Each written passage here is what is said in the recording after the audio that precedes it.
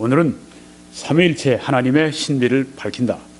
6번째 말씀을 증거하겠습니다. 제목은 예수님이 영존하시는 아버지라는 말의 뜻은 무엇인가?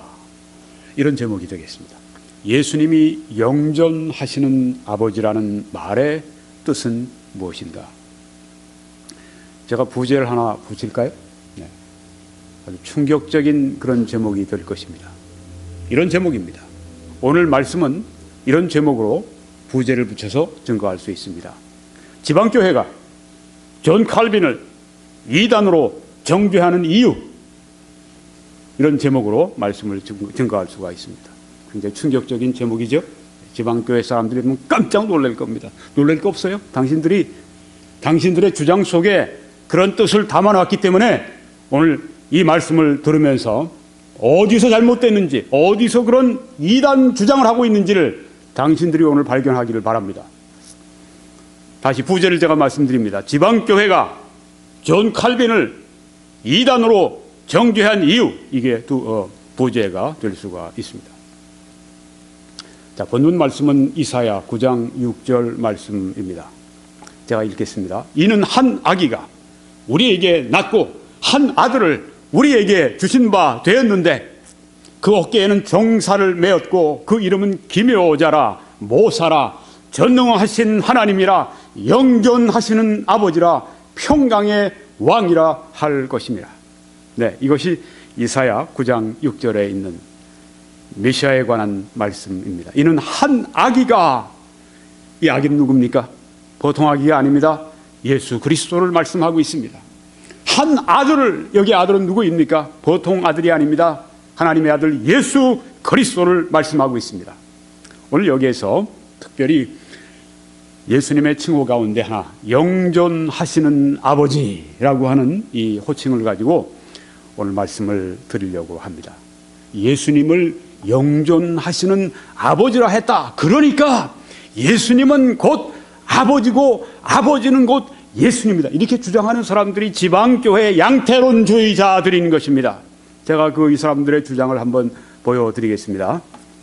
네, 이제 위트니스 리 그 지도자, 지금은 이제 죽은 사람이지만, 아직도 살아있는 셈입니다. 영향력으로 볼 때 지방교회에서 이 사람의 교리라고 할까 하면 1.1획도 고치려고 하질 않으니까 이 사람이 한 말을 보겠습니다. 아들은 아버지라고 불리워진다. 조금 전에 읽은 말씀이 있죠. 네, 한 아기를 우리에게 주셨고 한 아들을 우리에게 주신 바 되었는데 영존하시는 아버지라, everlasting father, 영존하시는 아버지라. 그러니까 아들은 아버지라고 불리워진다. 조금 전에 읽은 말씀을 지금 나름대로 강의하는 겁니다. 따라서 그런 아버지임이 틀림없다, 이런 주장을 하는 것입니다. 성경에 그 아들을 가리켜서 영존하시는 아버지라고 부르지 않았느냐, 그러니까 아버지라고 불렀으면 아버지 아니냐, 이렇게 얘기하는 겁니다. 그는 아버지로 불리우지만, 여기 예수님은 그 아들은 아버지로, 여기 영존하시는 아버지니까 그 아버지로 불리우지만 참으로 아버지가 아니라고 말하는 사람들이 있다, 이렇게 얘기를 합니다. 네. 그러니까 아들을 아버지라, 아버지를 아들이라, 그 제1위격, 제2위격, 이 두 분이 다 위격이 다른 게 아니라 동일한 분이라고 양태론을 주장하지 않는 사람들이 있다, 이 말이에요. 그러나 그가 아버지로, 예수님이 아버지로 불리울 수 있었다면 왜 아버지일 수가 없는가, 이렇게 말을 합니다. 그럴듯해요. 그렇죠? 아버지라고 불렀으면 아버지 아니냐, 아버지로 불릴 수 있는데 왜 아버지라고 할 수 없느냐, 이런 식으로 얘기하면서 아들은 아버지고 아버지는 아들입니다. 한 인격입니다. 이렇게 말하는 양태론, 전형적인 이단 양태론을 지금 여기서 가르치고 있다고 하는 것입니다. 이사야 9장 6절의 말씀. 네, 그래서 이 사람들이 퓨어 이렇게 얘기합니다. 네, 순전한 하나님의 말씀, 순수한 하나님의 말씀으로 우리는 아들과 아버지가 동일하다고 주장하는 것이다. 잘못됐어, 이렇게 얘기를 하는 것입니다. 잘못됐죠. 크게 잘못됐죠. 이단교리 얘기하고 있는 것이죠. 왜 그런지를 말씀을 드리려고 합니다. 여러분, 성경에 아들과 아버지를 구분하지 않고 아들은 아버지고, 예수님도 아버지 나야. 나는 아버지야. 말씀하신 게 도무지 있습니까? 하나도 없잖아요. 하나도 없어요. 예수님이 우리에게 알려주시려고 했으면 이사야를 통해서 이렇게 뭐 다른 칭호와 함께 이렇게 슬쩍 집어넣어서 하실 필요가 뭐가 있어요? 그렇죠? 예수님이 살아계실 때 나는 아버지다. 아버지는 나다. 이렇게 왜 한마디 말씀 안 하셨어요? 전혀 never 전혀 하신 적이 없습니다. 왜? 아니시기 때문에. 아들과 아버지는 distinct 구분되기 때문에. 이 사람들이 지방교회 하는 사람들이 우리도 그 말 한다. 우리도 디스팅트하다고 얘기하다. 여기 글이 있지 않냐 이렇게 얘기를 합니다. 제가 다 보여드릴 거예요. 디스팅트하다고 한 말이 우리랑 말이 달라요. 같은 구별이라고 얘기해, 디스팅트라고 얘기해도 이 사람들 쓰는 용어하고 우리가 쓰는 의미가 완전히 다른 것입니다.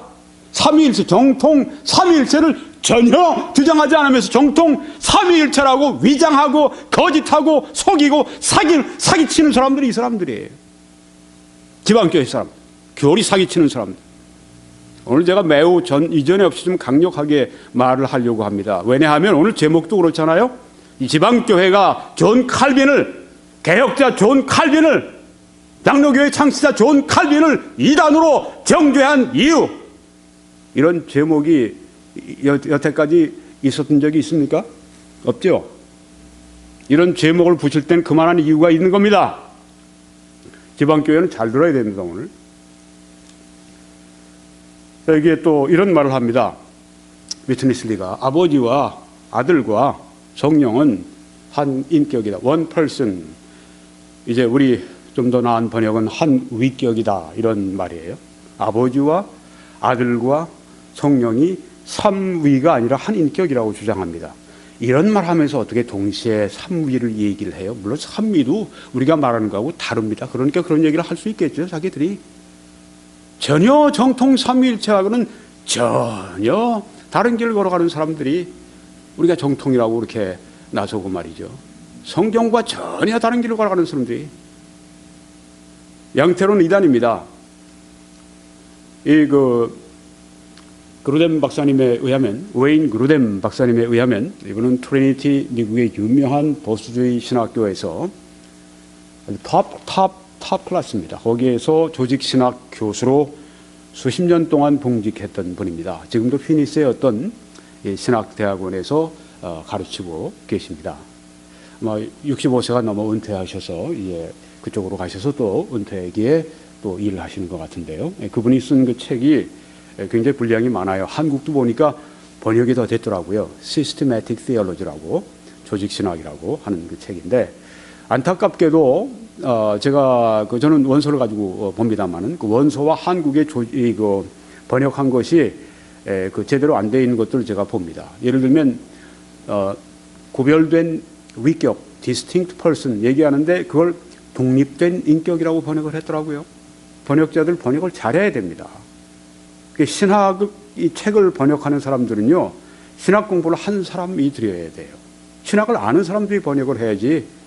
거기서 원 저자는 디스팅트라고 그렇게 분명하게 그 표현을 했는데, 구별이라고 표현했는데, 그걸 인디펜던트하다고 독립된 것이라고 번역을 하면 어떻게 합니까? 참 정말 답답하더라고요. 네. 또 그런 걸 가지고 또 우리 그 정통 삼위일체론자들이 또 논쟁을 할 때 그런 걸 가지고 또 이제 사용을 하니까 문제가 더 이게 그 컴파운드, 더 이렇게 복합적이 되는 것입니다. 잘해야 됩니다. 하여튼 그 분이 쓴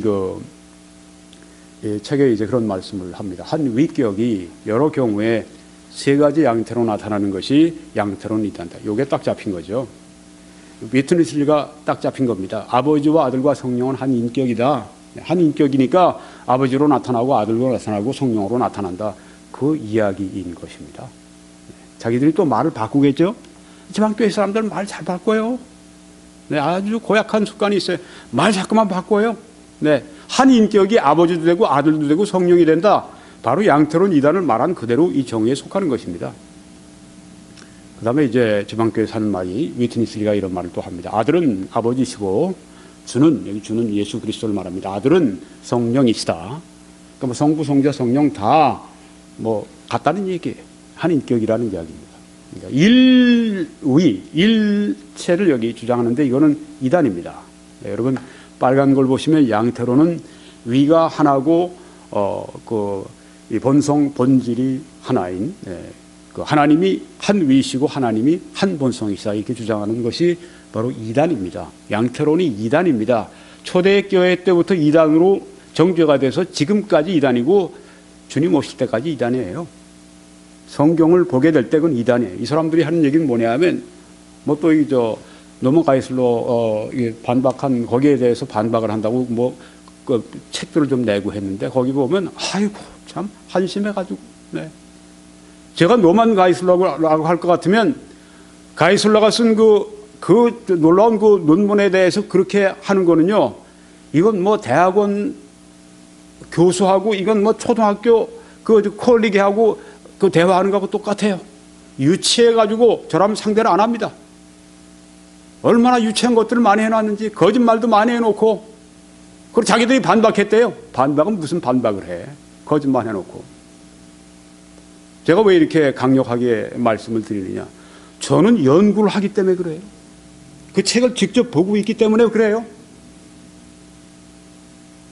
또 논쟁도 제가 하고 있기 때문에 그렇습니다. 실상을 제가 알고 있어요.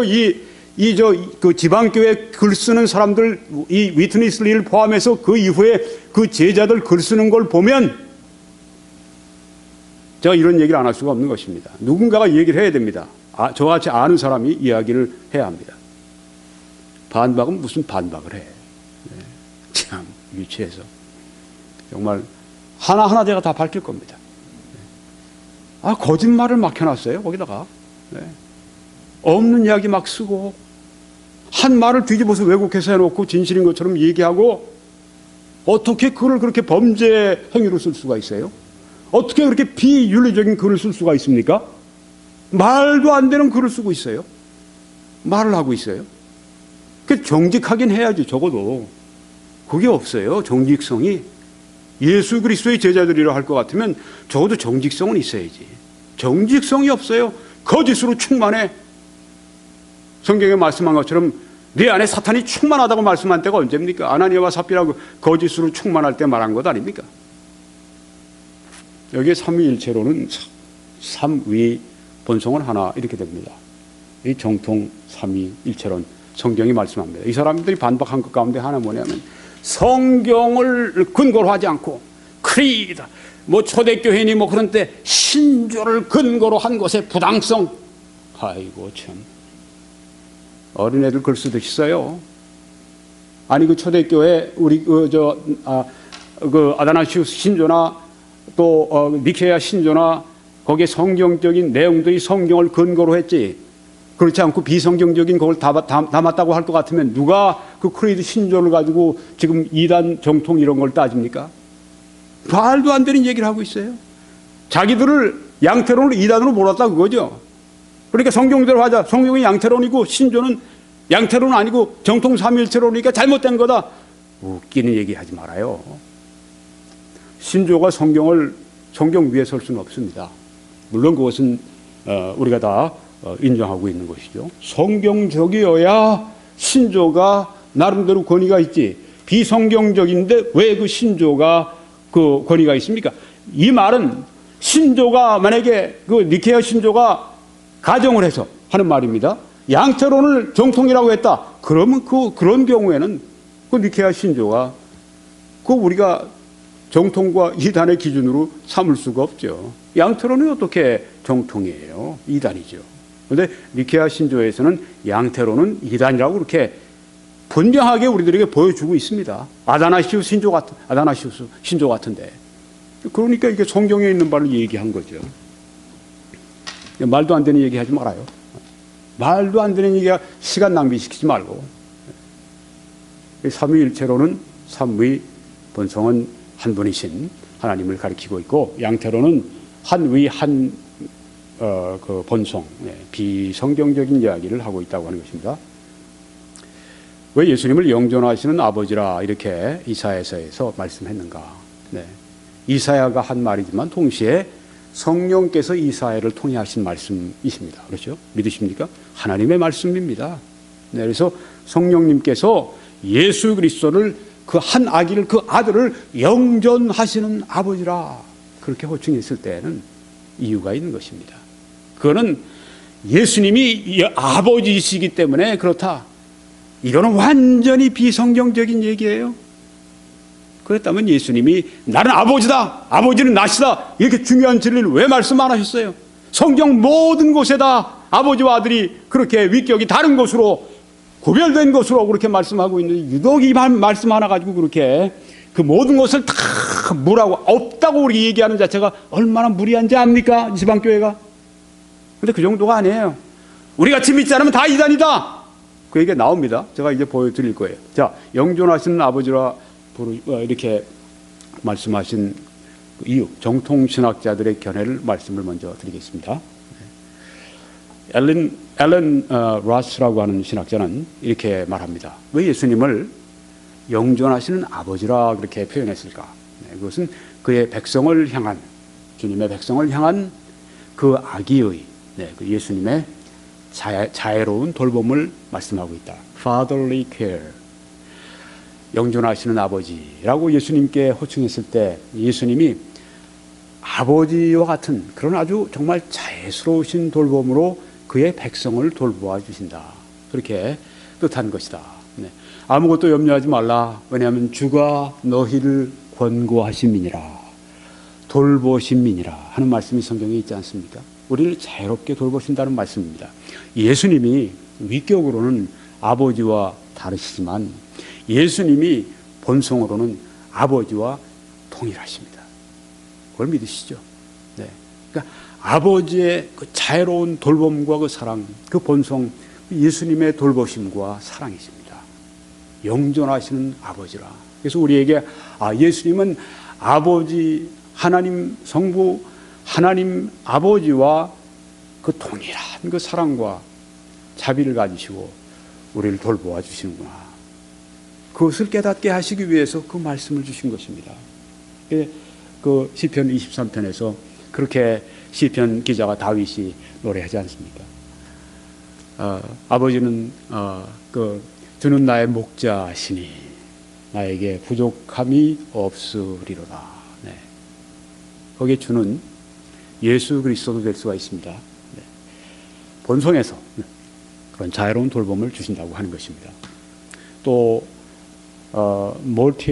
모티어라고 하는 그런 신학자는 이렇게 왜 예수님을 영존하시는 아버지라 그렇게 호칭했을까?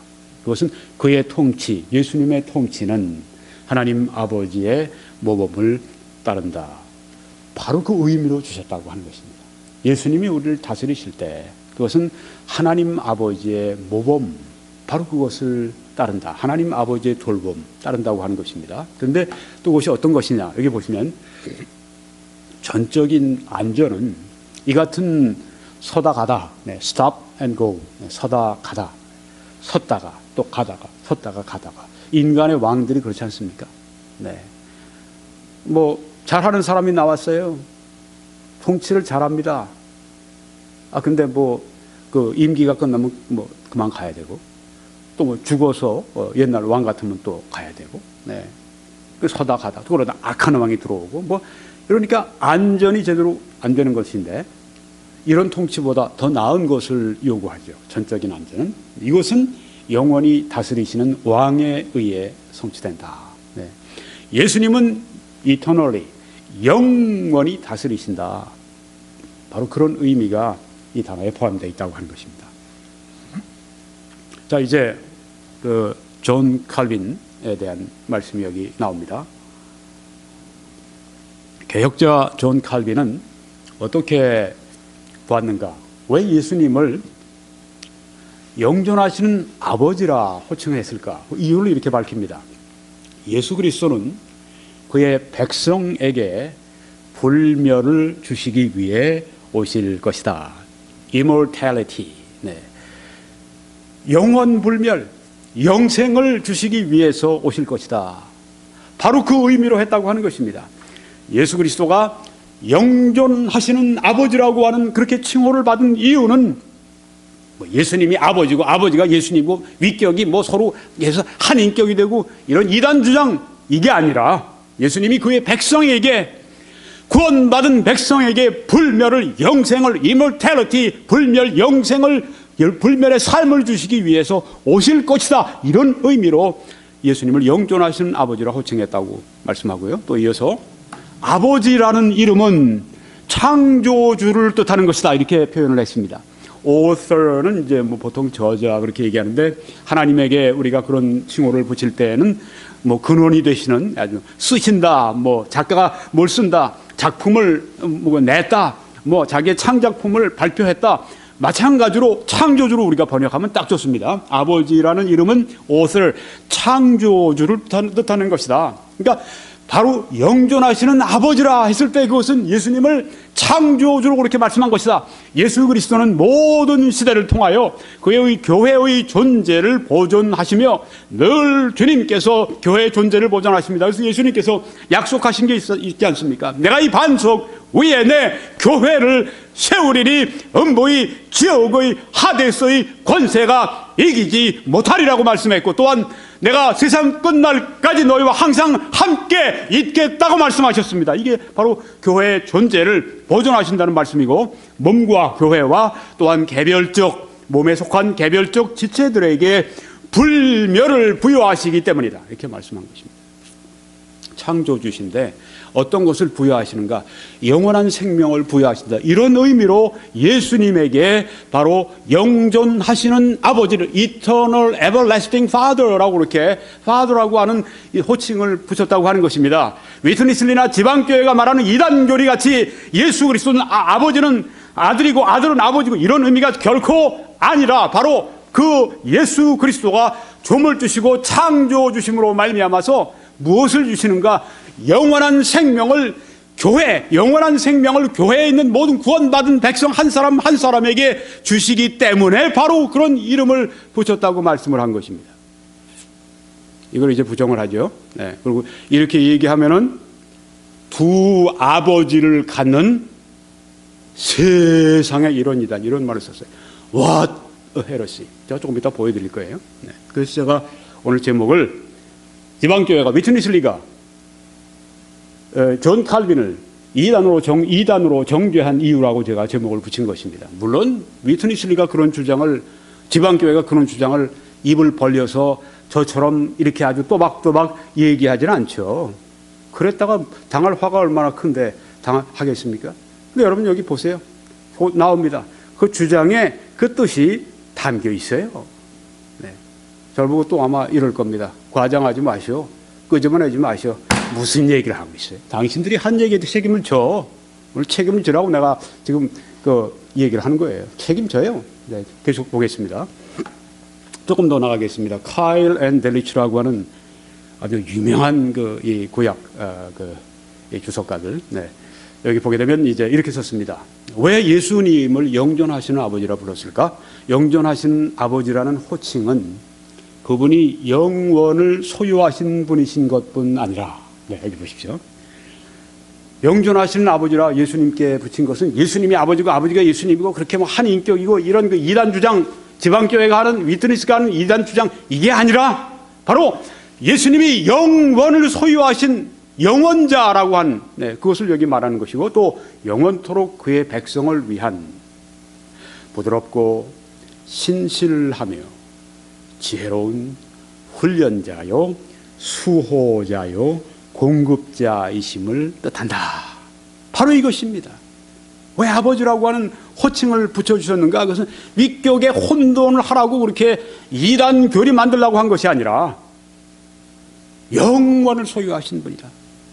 또한 그 예수 그리스도는 그의 백성을 위해 부드럽고 신실하고 지혜로우신 훈련자시고 수호자시고 보호해 주시는 분이시고 공급해 주시는 그 분임을 뜻한다. 네. 그 다음에 이제 한 분만 더 제가 말씀드리려면, 엘버트 바언스라고 하는 신학자입니다. 여기 보면 이분은 히브리인들은 아버지라는 용어를 다양한 뜻으로 사용했다. 아버지는 꼭 뭐 아버지, 실제적인 아버지도 있지만 할아버지도 아버지로 표현했고, 조상도 아버지로 표현했고, 통치자 왕도 아버지로 표현했고, 교사도 아버지로 표현했습니다. 우리도 한국 사람도 그런 게 있어요. 뭡니까? 국부라는 말을 씁니다. 나라의 아버지라는 그런 뜻이죠. 네. 그래서 뭐 예전에 이승만 대통령 같은 경우에 이제 처음으로 그 세웠으니까 나라를 그 대한민국을 세웠으니까 이제 국부라고 하는 그 호칭을 주지 않습니까? 우리가 이제 교회 살아보면 교회 한참 그 사도시대 이후에 교회를 한참 신학도 세우고 교회를 그 모든 걸 세우는 작업을 했던 기초 작업을 했던 분들이 뭐라고 그러냐면 그분들도 부자가 들어가요. 아버지 들어갑니다. 그분들은 교부, 교회의 아버지들입니다. 네. 아버지라고 하는 뜻은 그런 다양한 뜻이 있다.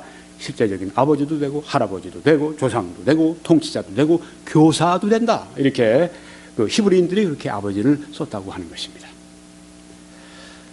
그래서요, 이런 말을 이제 더 이어서 합니다. 알반스라고 하는 분이요. 네. 구세주는 이 땅의 왕들과 달리 그의 백성을 영원히 다스리며 복을 주실 것이다. 이 예수님을 영존하시는 아버지라 그렇게 표현한 것은 바로 이 땅에, 그러니까 왕으로 비유한 겁니다. 네.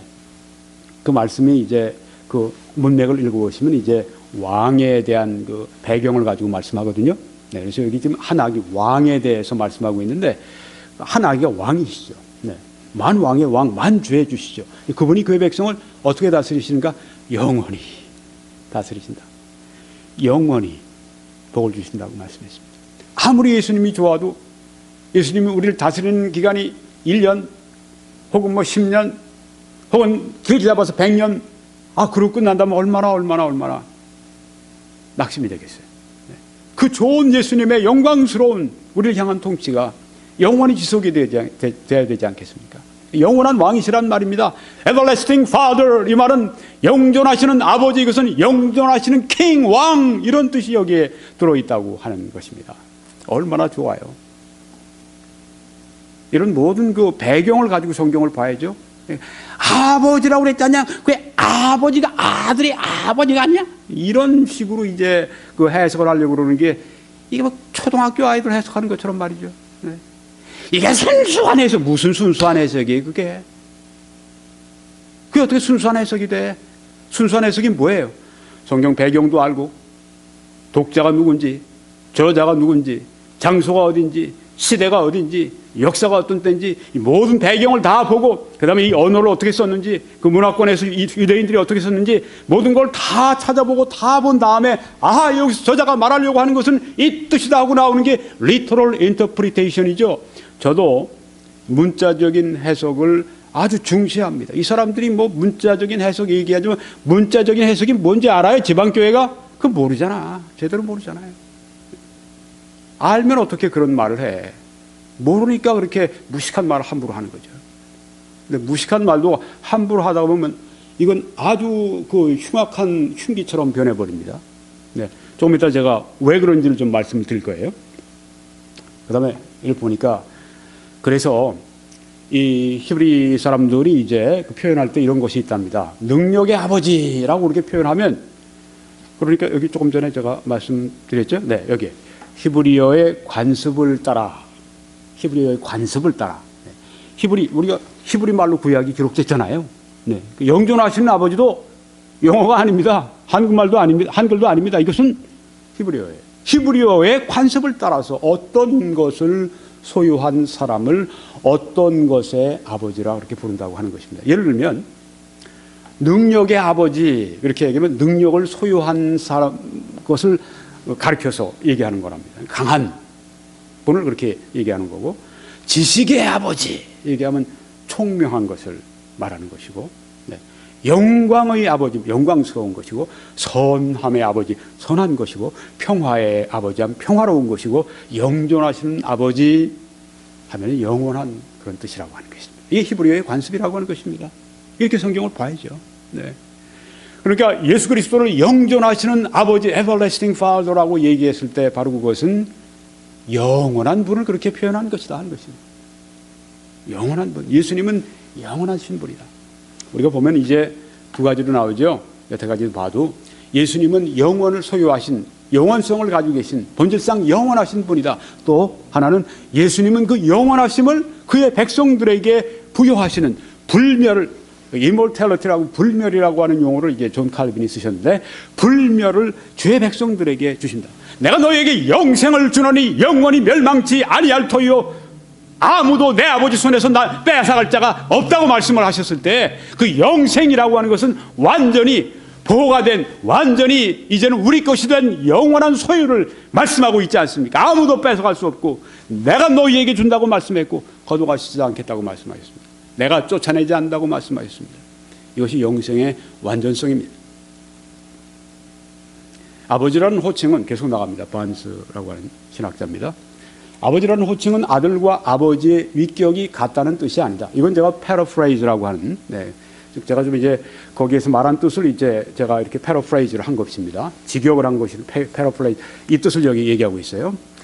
아버지라는 호칭은 아들과 아버지의 위격이 같다는 뜻이 아니다. 잘 썼죠. 성경에서 항상 아버지는 둘째 위격이 아닌 첫째 위격에 사용되기 때문이다.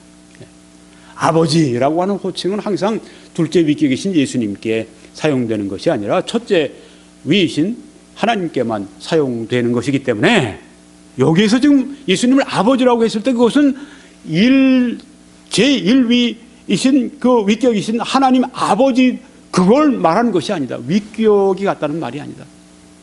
이런 말입니다.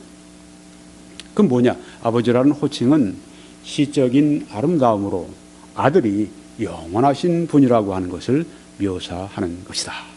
영원하신 아버지라고 했을 때 그것은 아들이 영원하신 분이라고 하는 것을 묘사한 것이다. 성경 구절을 이제 보면은 아들이 영원하시다고 하는 것을 증언하는 구절들. 예수께서 가라사대 진실로 진실로 너희에게 이르노니 아브라함이 나기 전부터 내가 있느니라 하시니. 이거 참, 예수님이 그때 아주 팔팔한 젊은 청장년 아니십니까? 이런 얘기를, 아브라함 2000년 전의 사람이고 아브라함 있기 전에 내가 있었다고 그러니까 이 다음에 어떻게 됐을까요? 유대인들이 이 말을 듣고 그 다음에 돌을 들어서 예수님을 쳐서 죽이려고 하니까 예수님이 그냥 사라지셨어요. 그 자리를 피하셨습니다. 요 다음 9절에 이제 그런 내용이 나옵니다. 아브라함이 나기 전부터 영원한 분이시라고 하는 걸 보여주죠. 여기 예수님이 만물보다 먼저 계셨고 만물이 그 안에 함께 섰느니라. 만물보다 먼저 계셨고 영원하신 분, 또 내가 볼 때 그의 발 앞에 엎드러져 죽은 자같이 되매 그가 오른손을 내게 얹고 이르시되 두려워하지 말라. 나는 처음이요 마지막이니 곧 살아있는 자라. 내가 전에 죽었었노라. 볼지어다 이제 세세토록 살아있어 사망과 음부의 열쇠를 가졌노니. 영원하신 분으로 여기 말씀하지 않습니까? 또 주여 태초에 주께서 땅에 기초를 두셨으며 하늘도 주의 손으로 지으신 바라. 그것들은 멸망할 것이나 오직 주는 영존할 것이요 everlasting, 영원히 존재하실 것이요. 또 태초에 말씀이 계시니라. 이 말씀이 여기 예수님이시죠. 하나님과 함께 계셨으니 이 말씀은 곧 하나님이시니라. 그가 태초에 하나님과 함께 계셨고 영원전부터 하나님과 함께 계신 그 예수님은 어제나 오늘이나 영원토록 동일하신 영원하신 존재이십니다. 그래서요, 영존하시는 아버지라고 하는 것은 이렇게 두 가지로, 아까 말씀드린 것처럼 첫째, 예수님은 영원하신 분이시다. 그 뜻으로 여기에 쓰여졌다고 하는 것입니다. 또 두 번째는 예수님은 우리에게 영원한 삶을 주시는 분이시다. 우리 존 칼빈의 그 표현을 빌리면 immortality, 불멸을 우리들에게 주신다. 달리 얘기하면 영생이죠. 예수님은 영원하시고 또한 영원한 생명을 우리들에게 주신다. 영원한 생명이시니까 영원한 생명은 하나님의 영원한 생명으로 우리에게 영원한 생명을 주실 수 있다고 한다. 그래서 영존하시는 아버지라고 이렇게 표현을 했다고 하는 것입니다. 그런데요, 이 지방교회 하는 말을 한번 좀 다시 인용을 좀 하겠습니다. 이렇게 말합니다. 그들의 특별히 여기 그들은 누구냐 하면은 로먼 가이슬러와 론 로즈 이 두 분이 이제 반박문을 쓴 다음에 거기에 대해서 이제 반박한 책자에 나오는 말입니다. 그러니까 그들은 이제 그 대학자 이 가이슬러와 또 아주 훌륭한 또 그 이단 연구가 론 로우즈 이 두 분을 여기 지금 말하고 있는 것입니다. 그들의 미리 결정한 신학적 모델, predetermined theological 모델 이렇게 썼더라고요. 미리 결정한 신학적 모델 이게 뭡니까? 정통 삼위일체론을 지금 말하는 거예요. 그런데 마치 이 두 사람이 가이슬로와 로우즈가 짜고 지네들끼리 아주 만들어 놓은 자신들의 모델처럼 이렇게 정통 삼위일체로부터 일체론자들로부터 분리시키는 아주 그 교활한 짓을 여기 하고 있는 걸 볼 수가 있습니다. 이 사람들 하는 게 그래요. 글 쓰는 거 보면 갈라요. 아주 자꾸만 디바이드하고. 미리 결정한 신학적 모델이 뭔데? 정통 삼위일체론을만 나도 그걸 믿고 있습니다. 지금 기독교의 정통교회 모두가 다 이 같은 이 신학적 모델 정통 삼위일체론을 가지고 있어요. 근데 이건 마치 두 사람이 뭐 한 것처럼 이렇게 아주 그냥 그 간교한 짓을 한다는 말이에요. 하여튼 계속 나가보겠습니다. 그들의 미리 결정한 신학적 모델을 보존하기 위해 학문적 권위를 고용하여 말씀의 분명한 의미를 전복시켰다. 지네들 멋대로. 이것은 두 신적인 아들, 즉 하나님 안의 영원한 아버지와 영존하시는 아버지로서의 예수를 가지는, 즉 무슨 말이죠? 예수님을 아버지가 예수님이고 예수님이 아버지다 하면 어떻게 되죠? 아버지가 몇 명이 있습니까? 몇 분이 있습니까? 한 분이 있죠. 예수님도 아버지고 아버지도 예수님입니다. 아버지는 한 분이에요. 그런데 예수님이 아버지가 아니라고 하면 어떻게 되죠? 너희들은 그렇게 주장하면 예수님이 아버지라고 너희들이 그 말하는 거와 똑같다. 여기 보니까 영존하시는 아버지로서의 예수를 가지는 이런 말이에요. 자기들처럼 그렇게 믿지 않으면 예수님은 아버지고 아버지는 예수님, 아들은 아버지고 아버지는 아들이다 이렇게 믿지 않으면 자기들 믿으면 이제 아버지는 하나가 되는 거예요. 그렇죠? 네, 그러니까 아버지는 하나인데 너희들이 믿는 식으로 하면 어떻게 되느냐? 하나님 안에 영원한 아버지, 제1위 하나님이 그 성부 하나님이 아버지가 계시고, 네, 그 다음에는 영존하시는 아버지로서의 예수를 가지는 예수님이 영존하시는 아버지라 우리가 어떻게 봤습니까? 예수님이 영존하시는 아버지라고 한 얘기의 의미를 우리가 말했지 않습니까? 존 칼빈 같은 분도 그 말씀은 바로 거기 호칭은 무슨 의미인가? 예수님이 아버지시라 바로 그 얘기가 아니라 예수님이 아버지 예수님이 위격이 같다는 그 얘기를 한 것이 아니라 그 예수님은 우리들에게 불멸을 주시는 영생을 주시는 분이시다. 그렇게 표현했는데 그걸 어떻게 바꿔놨냐면 영존하시는 아버지를 너희들이 가지고 있다고 주장하는 것이 아버지가 둘이 되는 것이다. 지지할 수 없는 상태로 인도하는 것. 이런 식으로 지금 끌고 가는 것입니다. 이 사람들의 논리가요. 네, 이단으로 몰고 가는 거예요. 그 다음 보십시오. 이것이 위트니스 리가 30년 전 쓴 책인 세상에 이런 이단이, 네, What a Heresy 이런 제목으로 두 신적인 아버지들, 두 생명을 주는 성령, 그리고 세 하나님들 30논에서 정확하게 지적한 오리다. 여기서 보세요.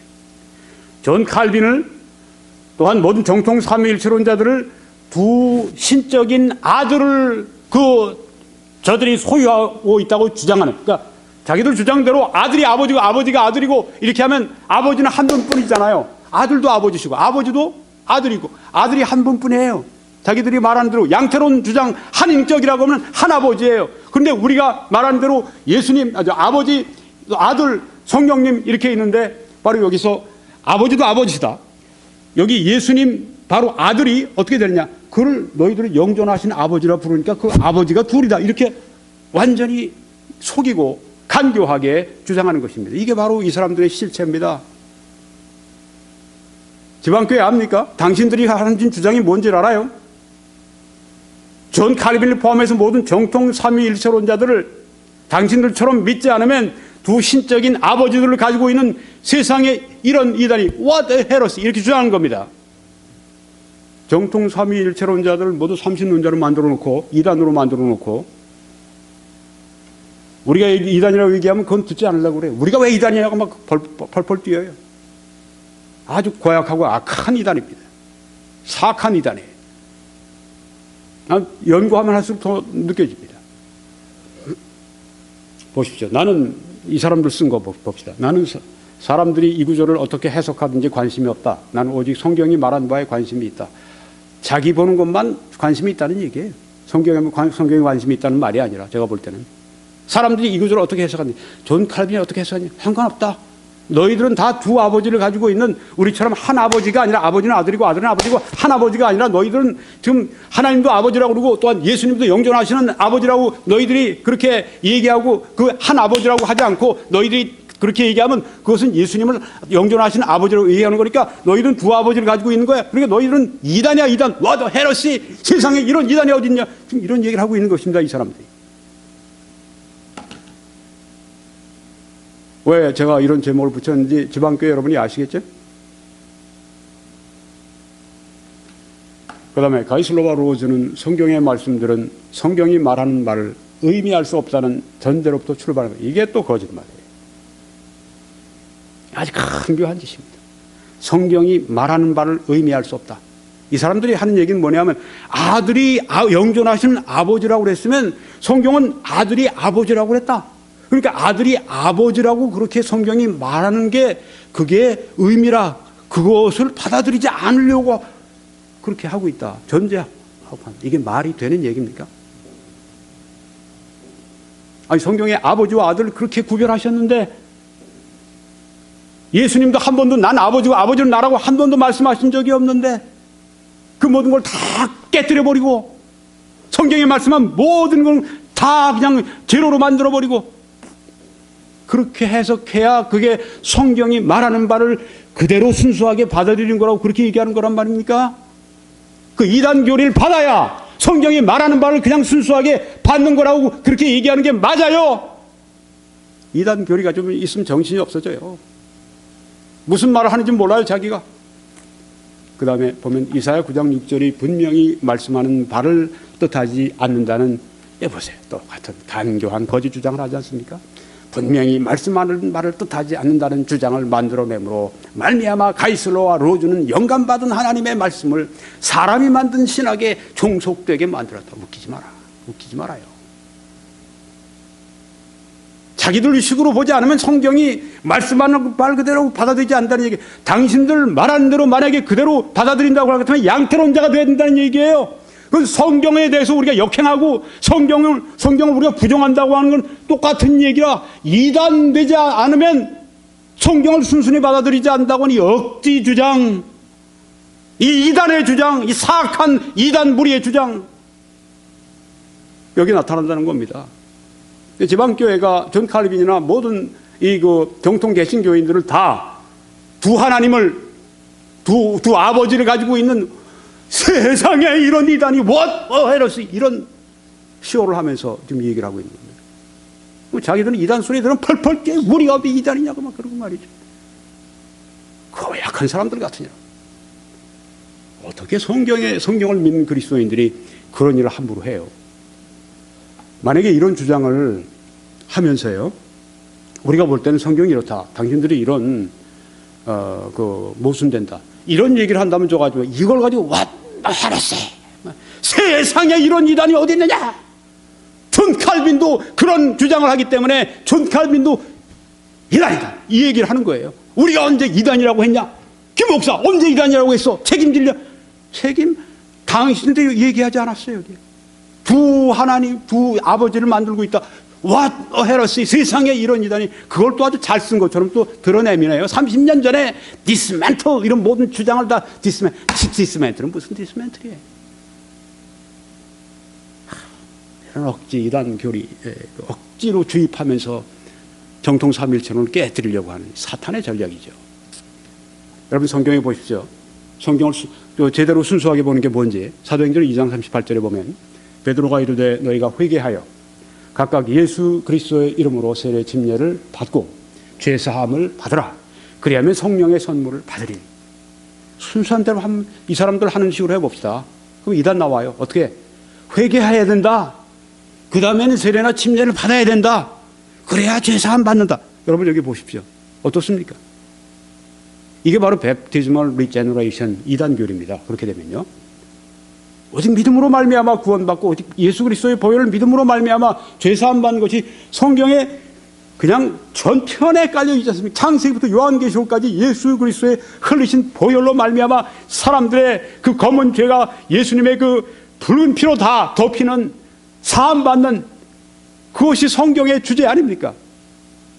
근데 이 사람들 지방교회 말하는 사람 문자 그대로 순수하게, 자 한번 해보세요. 그럼 회개와 세례 침례까지 받아야 죄사함 받는 거예요. 이게 성경에 맞습니까? 천만에.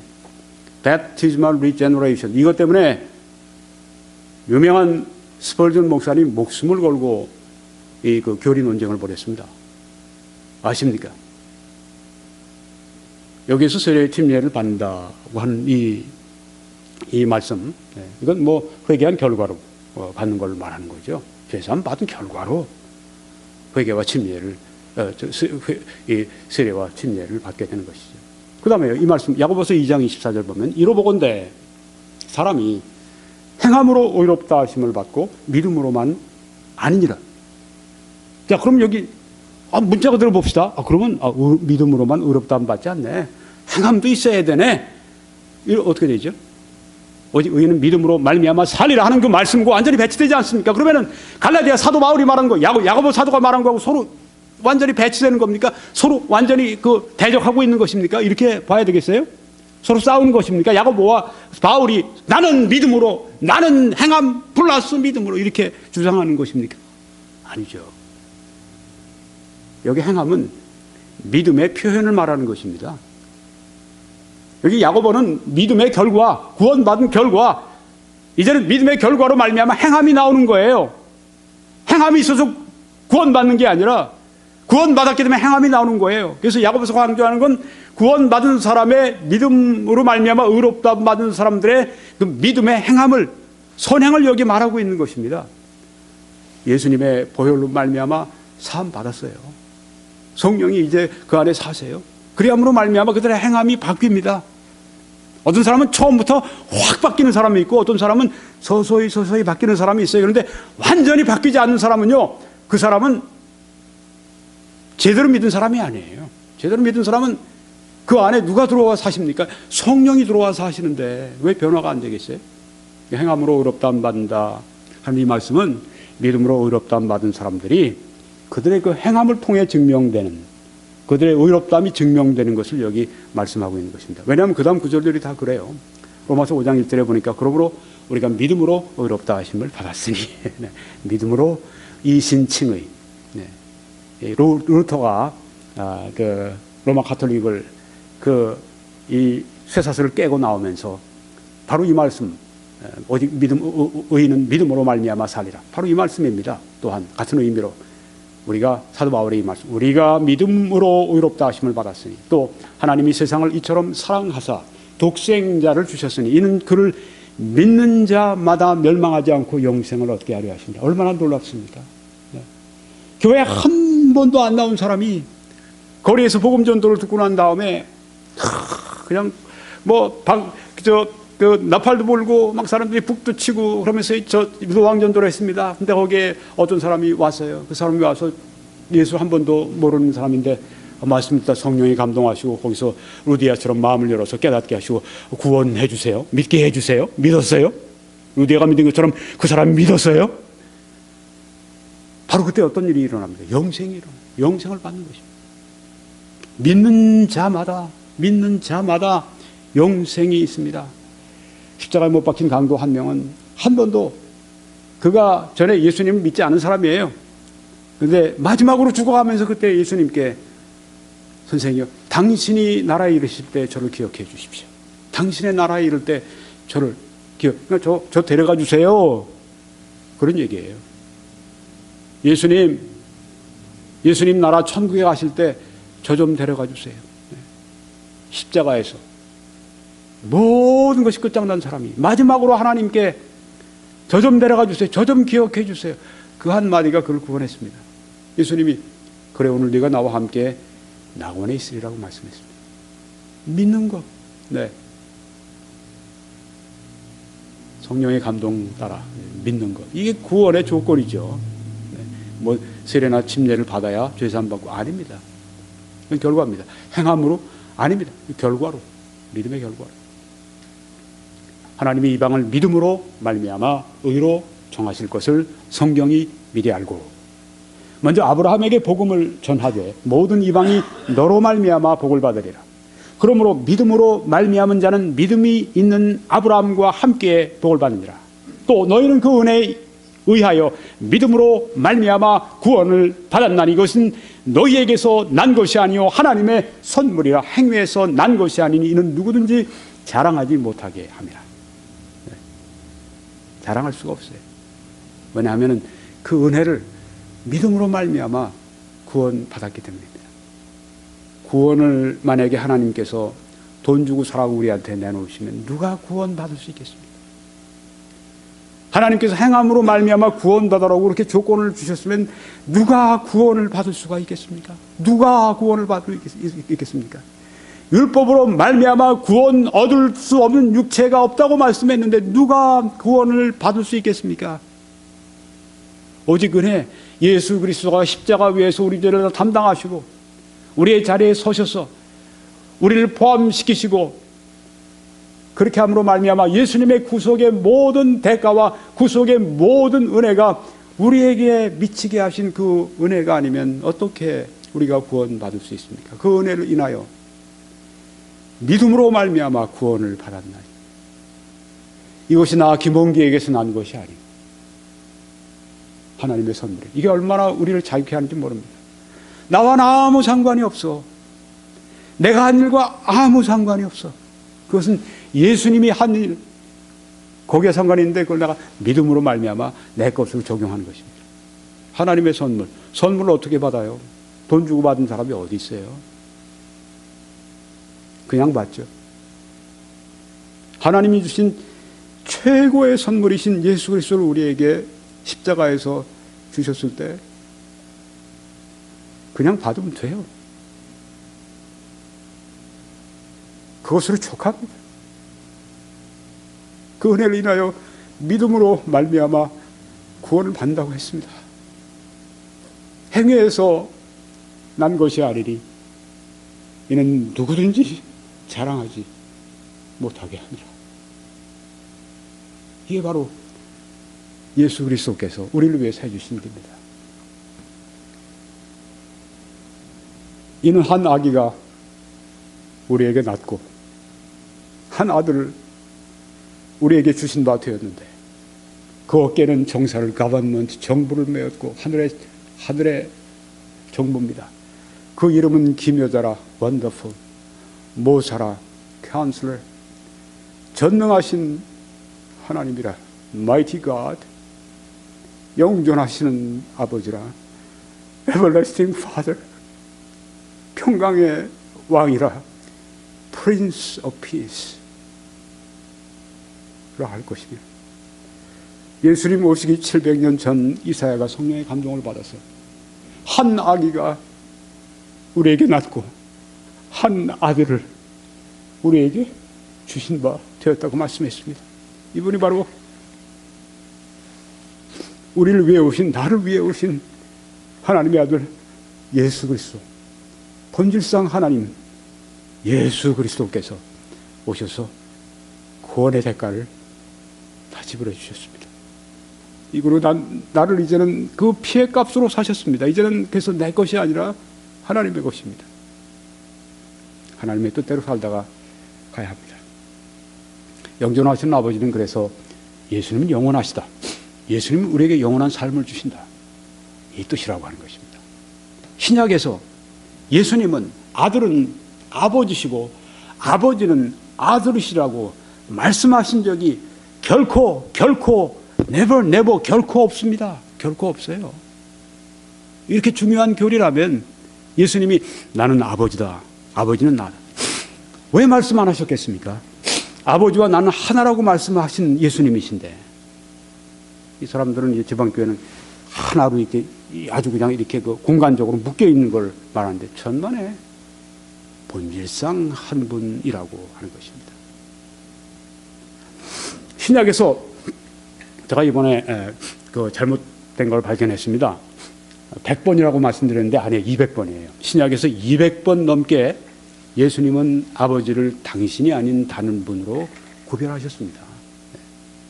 나는 아버지고 아버지는 나라고. 이 말씀하신 게 아니라 아버지를 예수님 당신이 아니라 다른 분이라. 예수님을 이렇게 구별하셨어요. 구별하셨는데 아니 이사야 9장 6절에서 예수님은 영존하신 아버지라 그렇게 해서 모순을 일으킨다는 말입니까? 제방교회 여러분, 모순을 일으켜? 성경이 이렇게 합니까? 아니죠. 그럴 수 없죠. 이사야는 그렇게 얘기했고 요한과 바울은 달리 얘기했고 그럴 수 없죠. 왜? 모든 성경은 하나님의 감동으로 된 것으로 하고 말씀했기 때문에. 네. 하나님의 감동, 성령의 감동, 성령이 저자시기 때문에 모순될 수 없습니다. 신약에서 200번도 넘게 예수님은 아버지를 당신이 아닌 다른 분이라 이렇게 구별하셨는데 왜 그 아들을 아버지라고 그렇게 만들지 못해서 이단 교리를 만들지 못해서 안다를 품고 그것도 부족하니까 그냥 잘 믿는 사람들 향해서 심지어 존 칼빈 같은 아까 말씀한 그 경우 기억하시죠? 불멸을 주시는 분이 바로 영존하신 아버지라 표현한 것이다. 그렇게 했다가는 우리처럼 믿지 않으면 이단이다 이렇게 이야기를 합니까? 독설 표독스럽고 이단 주장하는 사람들이 그래요. 신천지하는 사람들 보십시오. 교회 바벨론이라고 그러고 아주 그냥 뭐 음녀라고 그러고 똑같은 짓을 지금 지방교회가 하고 있다는 것입니다. 이단의 특징입니다. 또 신약의 같은 구절에서 50번 넘게 아버지와 아들이 구별됩니다. 그 구절 자체에서 50번도 넘게 아버지와 아들이 구별됩니다. 다릅니다. 두 분이 다르신 분이에요. 근데 왜 같다고 자꾸만 얘기해? 성경을 왜 자꾸만 그렇게 부정하려고 들어요. 그걸 정통이라고. 참. 결론을 짓고 마치겠습니다. 오늘 삼위일체 하나님의 신비를 밝힌다. 6번째, 예수님이 영존하시는 아버지라는 말의 뜻은 무엇인가? 부제, 지방교회가 존 칼빈을 이단으로 정죄한 이유, 이걸 말씀드렸습니다. 영존하시는 아버지는 왜 그런 호칭을 붙이셨는가? 예수님은 영원하시다. 또 예수님은 우리에게 영원한 삶을 주신다. 그분이 영원하시고 우리에게 영원한 삶을 주신다. 이런 의미로 영존하시는 아버지라고 하는 호칭이 거기 있는 것이지, 이것이 같이 어떤 위가 동격 같은 위고 이런 이단교리 그렇게 만들어내라고 이 말씀이 있었던 게 아닙니다. 정신 차리세요, 지방교회. 이렇게 해서 삼위일체 하나님의 신비를 밝힌다. 6번째 말씀을 마치겠습니다. 이제 저희 다른 메시지들을 시청하시기 위해서 www.21church.com으로 들어오셔서 시청하실 때 하나님의 크신 은총이 여러분들과 함께 하시기를 축원합니다.